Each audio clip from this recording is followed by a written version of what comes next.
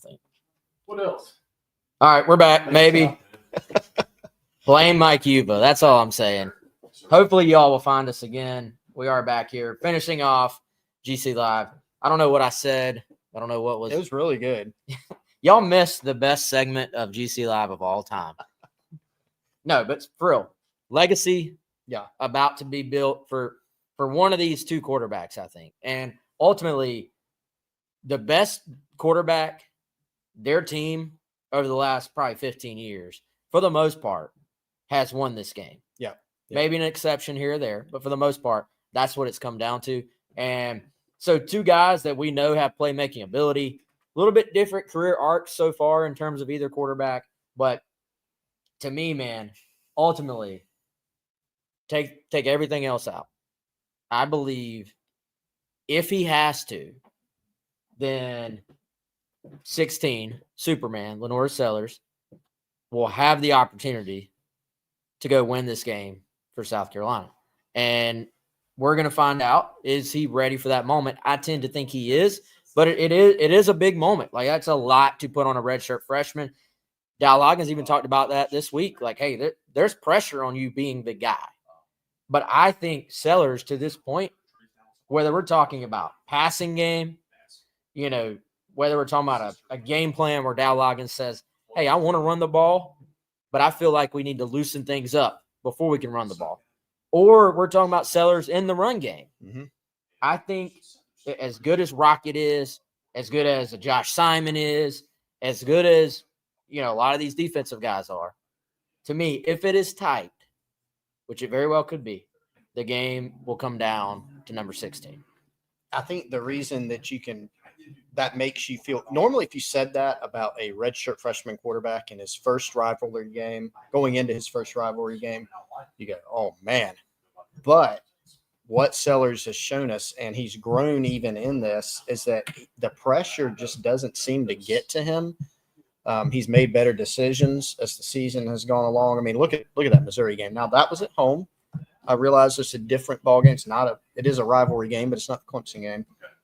He just looked cool, calm, and that kind of matches his personality, So I think he has the ability, and he also has the mindset where you feel pretty good about that.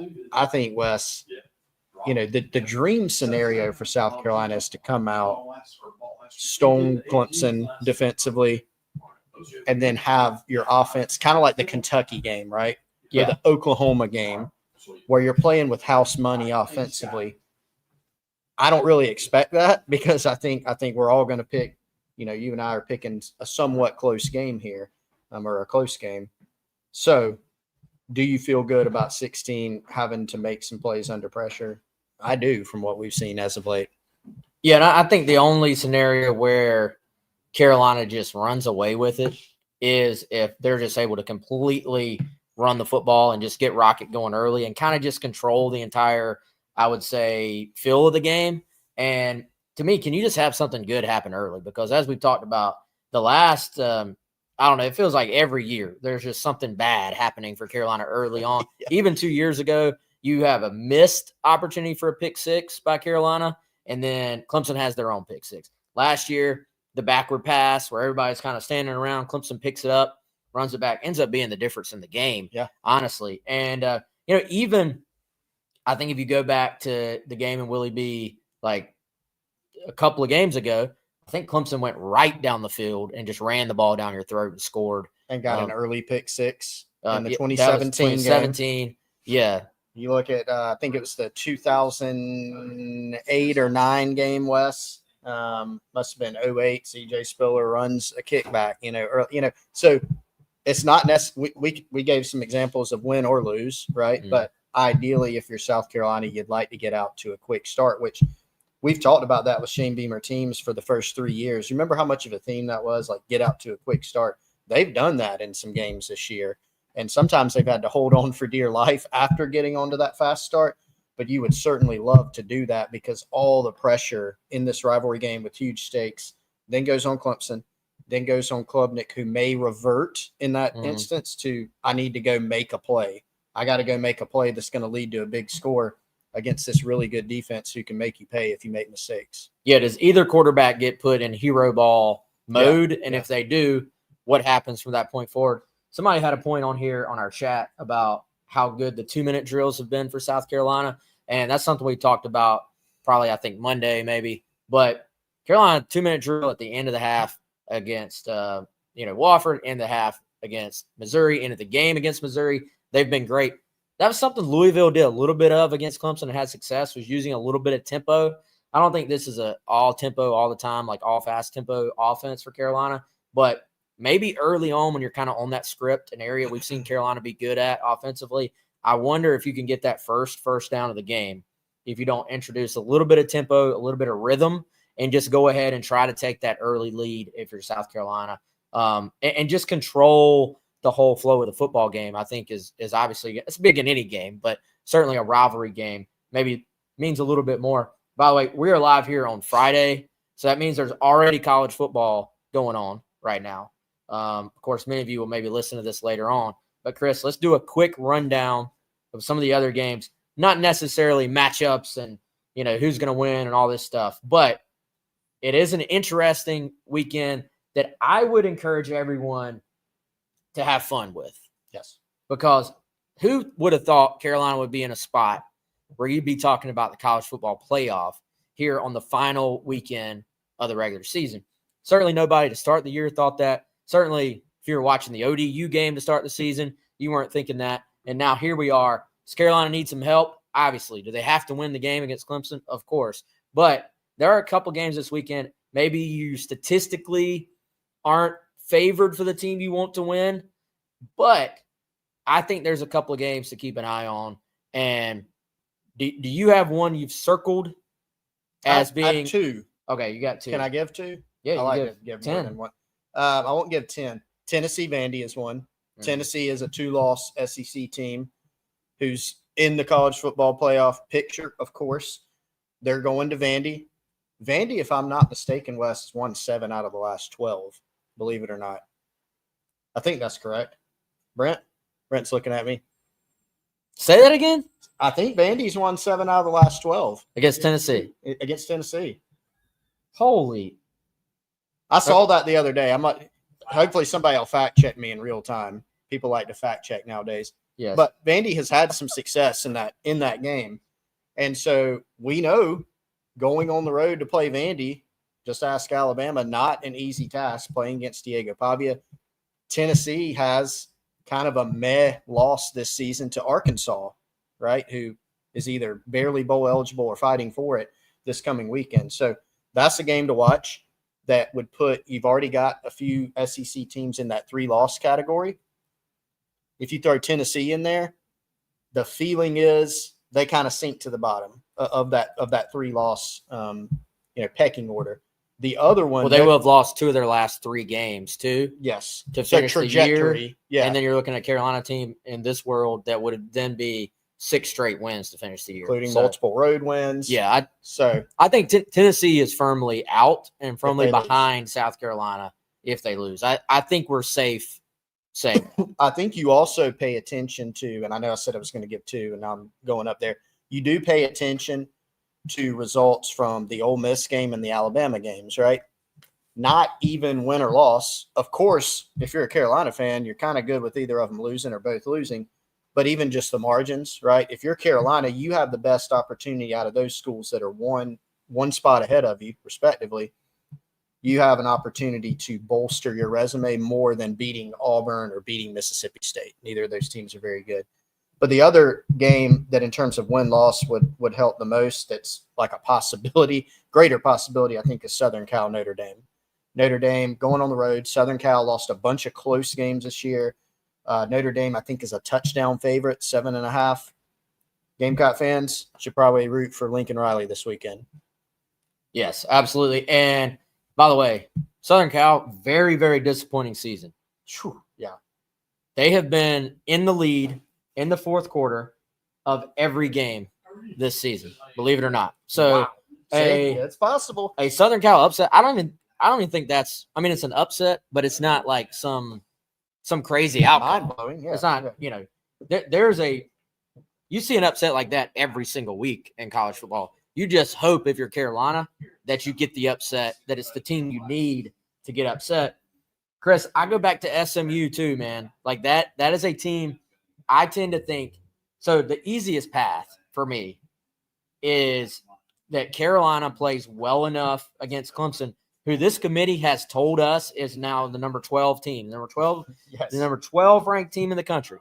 You play well enough against them that you also combine with let's say Ole Miss wins, let's say Alabama wins, but let's say Carolina just plays incredibly well, beats Clemson, who they have told us is, hey, this is number 12 team in our eyes.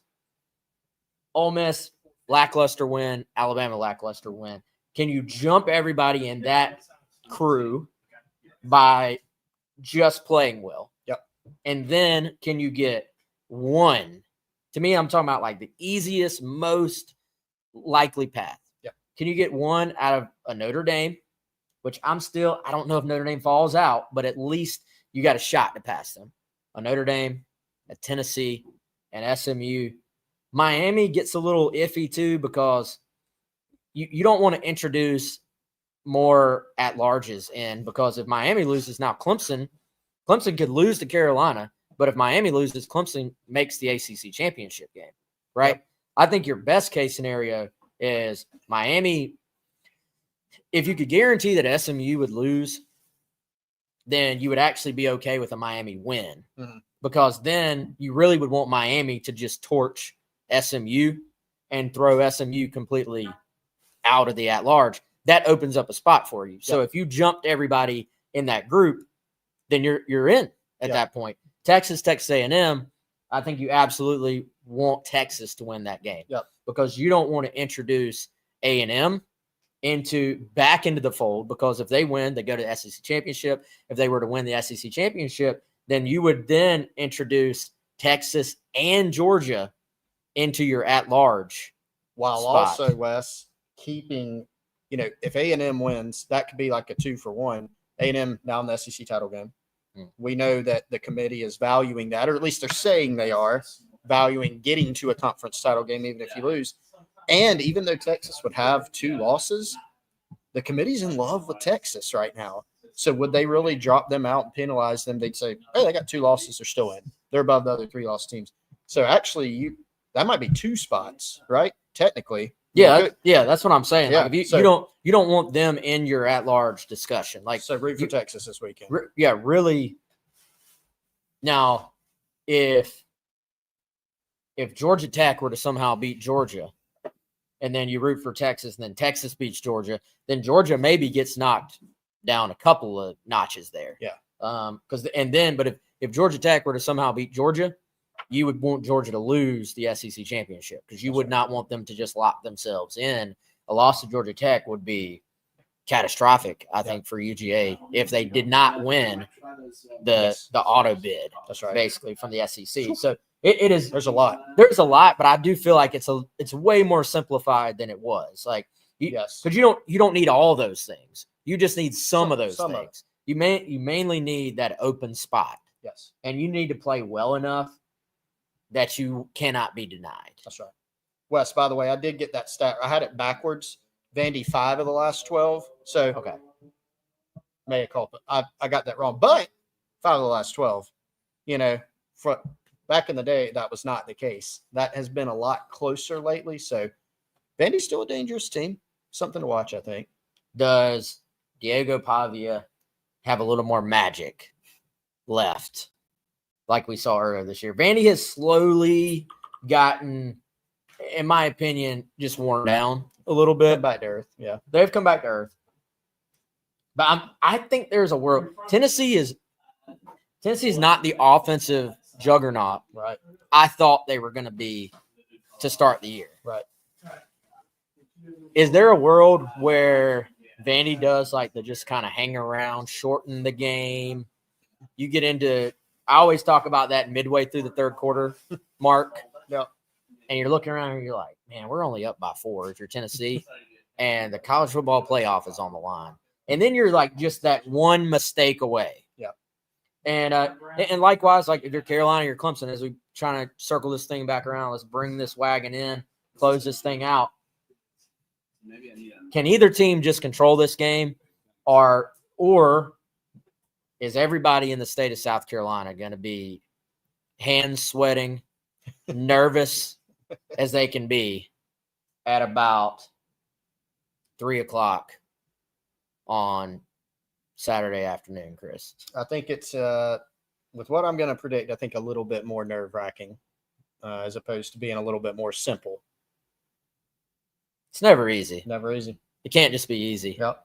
So, but yeah, I would encourage everybody. I always talk about my college game day index. That is, are you being talked about on college game day? South Carolina firmly in the college game day index this week. I would dare say, I think we talked about this with Tyler Head earlier on 107.5. Texas A&M, probably the biggest rivalry matchup this weekend. Trip to the SEC championship on the line. College game day is there. Let's be fair. That's probably the biggest game. The return of that rivalry. Yes. Other than that, I mean, Ohio State, Michigan. Ohio State is heavily, heavily favored in that game. Mississippi State, Auburn, Alabama this year, Yep. Mississippi State is tonight or today. Friday. Yep. Auburn, Alabama is tomorrow, right? Yep. Saturday. Yep. So to me, when game, like you're going to get plenty of national love, and your game matters the most, other than the A&M Texas game. Yes, an opportunity for South Carolina, in my opinion, to change the entire optics going forward of how people see the South Carolina Clemson rivalry compared to how they saw it before. So, bragging rights on the line, top 15 matchup. College football playoff potentially on the line, but also major optics on the line as well. Chris, give us one final key and a score. Well, I had 5 keys this week. And so I won't give all those, and I'll give one that can kind of relate back in some form or fashion to all the others. And that is Lenore Sellers. I mean, you pointed out earlier, Wes, you had a brilliant summary that the people didn't get to see about how in the rivalry game, for the most part, you could pick out an exception. 2023 was an exception.